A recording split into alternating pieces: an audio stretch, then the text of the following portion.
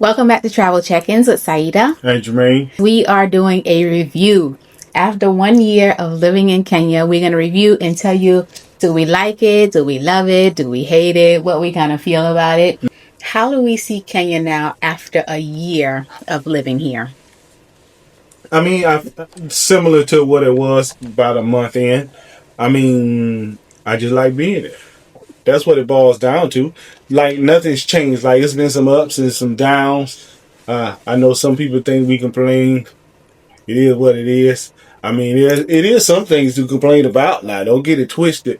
But overall, because it's something to complain about everywhere, right?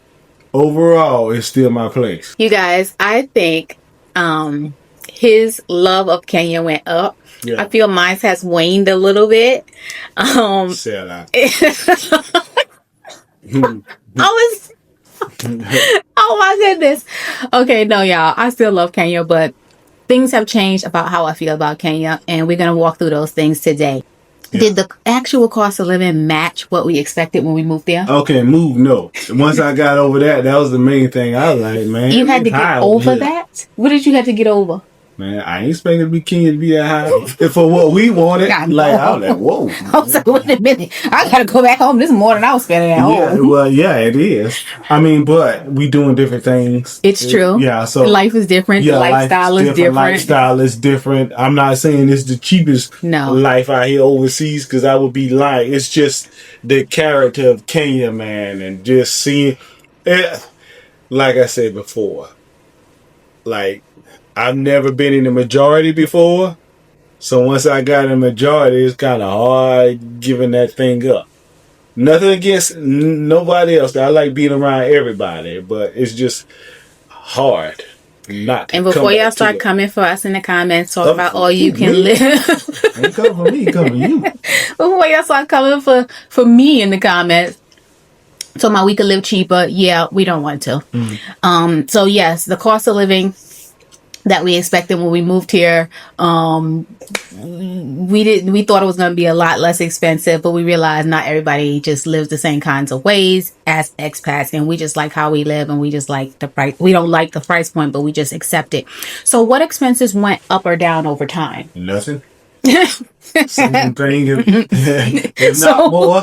Yeah, ain't that went down. I'll be lying if I said something went down. Nothing. So from the time we first moved here till now, did we experience any lifestyle creep, or is about the same when we first moved here? Can't be too much creepy to break you.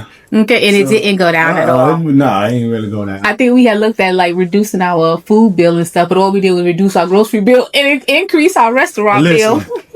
We travel a lot, right? So we in and out Kenya. I know some people like, y'all in here. Sometimes I'll be there, sometimes I'm not. That's how I was in the U.S. Yes. But sometimes I need a pocketbook break, man. I know. You gotta go some other places where it's cheaper to live. But like, I ain't gonna live there other places. But you live it while you there for them 2 months or 3 months. My suitcases. Right. Yeah, but like Kenya still, regardless of all that said, right, I still be like, you know what? I gotta get back to Kenya for a little while. Then I come on back out on this road again. So if Kenya gave you citizenship tomorrow, right? Yeah. Would you leave as often?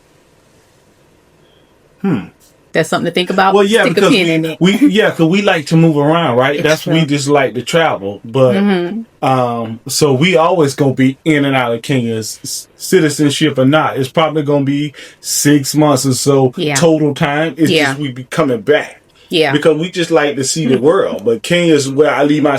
Listen. All of our stuff is in Kenya. I can hear people say I ain't there or whatever. My stuff is there. I mean, a lot of our stuff is with us, but it was the stuff we needed to travel because we've been a few places since we had left our... In Asia, none of my stuff. No. So I ain't got to go back. Yeah. Kenya, I got to go back because my stuff is there. So when I say I live there, that's my home. Don't mean I'm there 24/7. Right. But my stuff there, that's home because I got to come back to get it.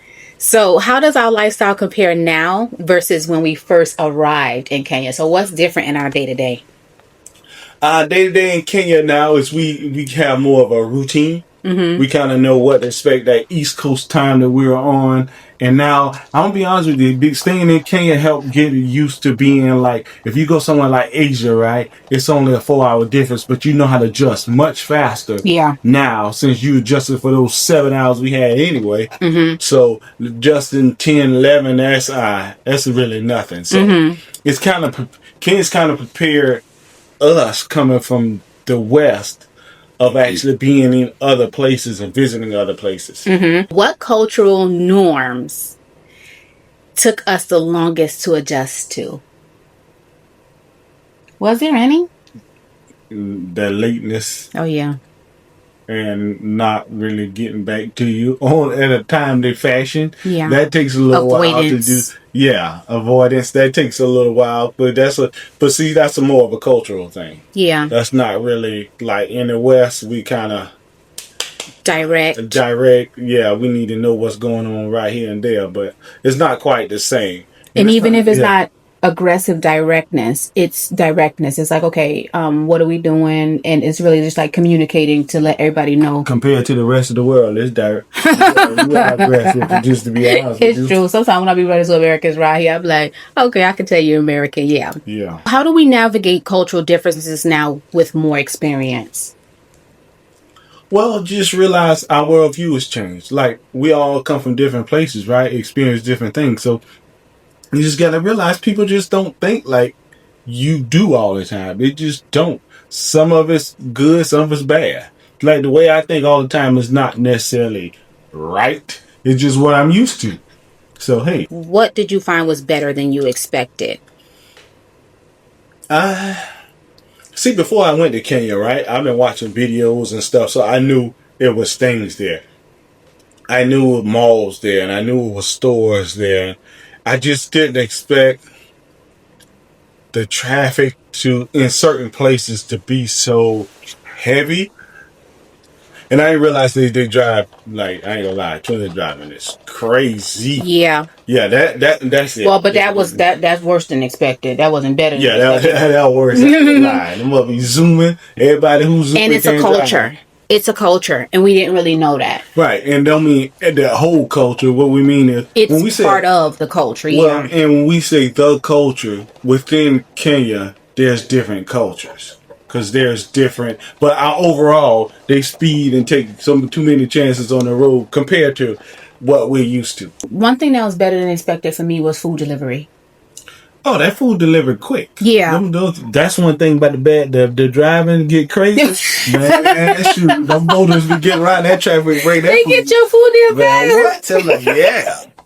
Now, don't let it rain because they coming. If it rains, it's going to be some hours. Yeah, so that was better than expected. Way better. How about the weather? Was it what you expected or was it better than you expected? For me, better. Like, I kind of knew the weather a little bit before I got there, but it's never hot. What is it? Not hot. We don't know how our bodies after a while is just going to change, but it's still not hot. It is never. I've actually gotten a little colder, being in Nairobi. At first 58, 57 was nothing, but if that's the coldest it gets, after a while your body's just used to that. When we went back home that time for man, I was like, I can't even go back home in the winter time no more. And we live in the South, and we was like, it's too cold. We had to leave South Carolina, and people was talking about it was a cold snap. We had to go to Florida. Yeah. That weather, I realized, and that's why sometimes, like, I feel like I do have to leave Kenya sometimes, and I don't necessarily have to leave Kenya because you can just go to like Mombasa where it's warmer, but it's cool in Nairobi. Again. Like, you can't even really swim. No, you can't swim. Unless you like to swim in, like, 80-degree weather or 75-degree weather, right. 70 degrees. Yeah. Again, there is going to be no perfect climate, right? Right. So we always going to want to leave. Like in the U.S., right? We came from a hot place. And then we go to New York when we want to experience a nice summer. Nice summer, yeah. Kenya summer is like a New York summer. It's really what it is. Yeah. We're like, ooh, I needed this break. Yeah. But it's some things. But then when it's the fall, Like come back. It gets cool. I'd be like, man, it's cold. I ain't going outside. And it don't even be cold in Nairobi. And I'd be like, it's cold. I'm going. Yeah, but everybody in Nairobi be like, it's cold too. They be having winter coats and winter hats. Oh yeah, I'm starting to put it on too. What challenges have we learned to live with or work around? I'll go first. Go ahead. Internet. Oh yeah, the internet ain't fast. Internet.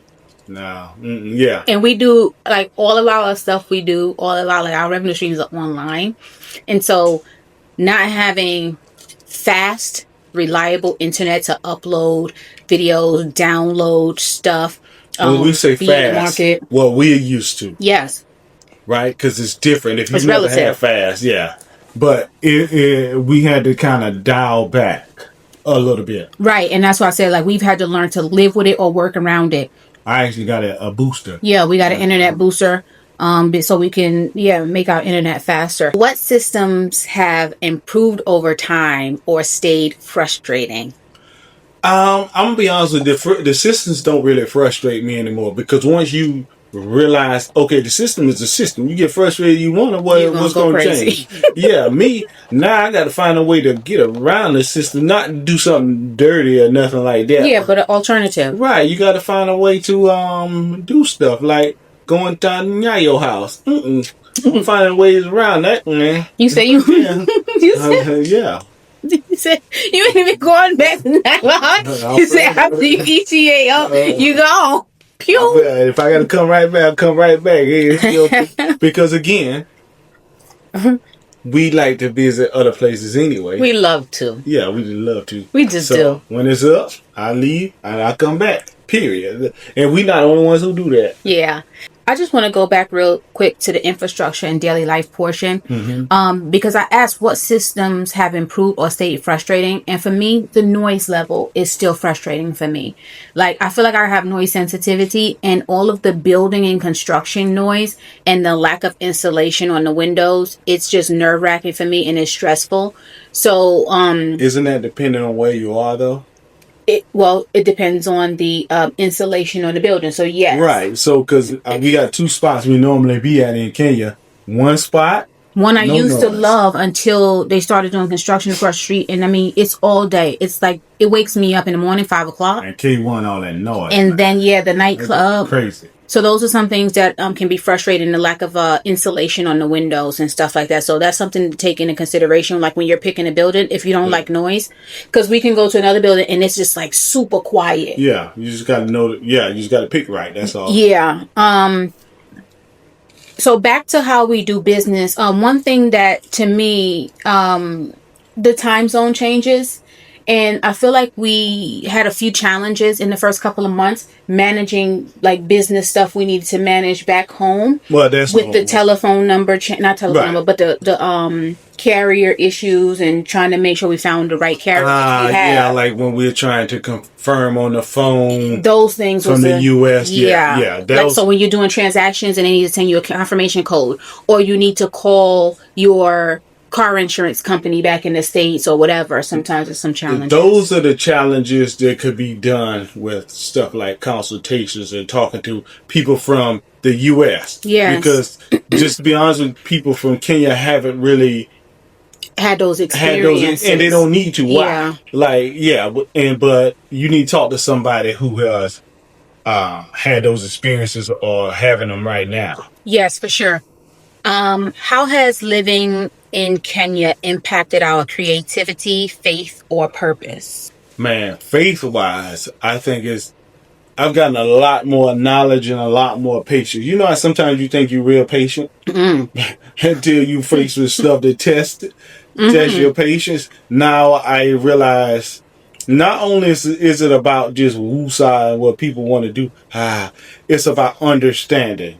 Like, okay, this is this way probably because of this. And they might actually be right on this particular subject and I was wrong. You see what I'm saying? Yeah. Like when we say pole could be aggravating, but it's also good when you think about community and you walking down to the store and you saying how are you, how are your family, that kind of stuff. That's actually what human beings are made for, right? But that's not what we come from. So sometimes that could have been like a little, you're fighting against your old self. Mm-hmm.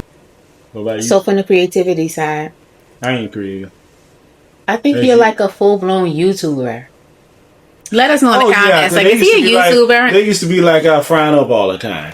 Yeah, Jermaine was like totally against YouTube, being on social media, all of it, y'all. So to see him here doing YouTube is just crazy. Even though they still complain about my accent a lot. I don't even care though. Yes. Which places are we eager to explore going forward in Kenya? I would say I want to visit the coast. I want to visit like Mombasa, Diani, Kilifi, Watamu.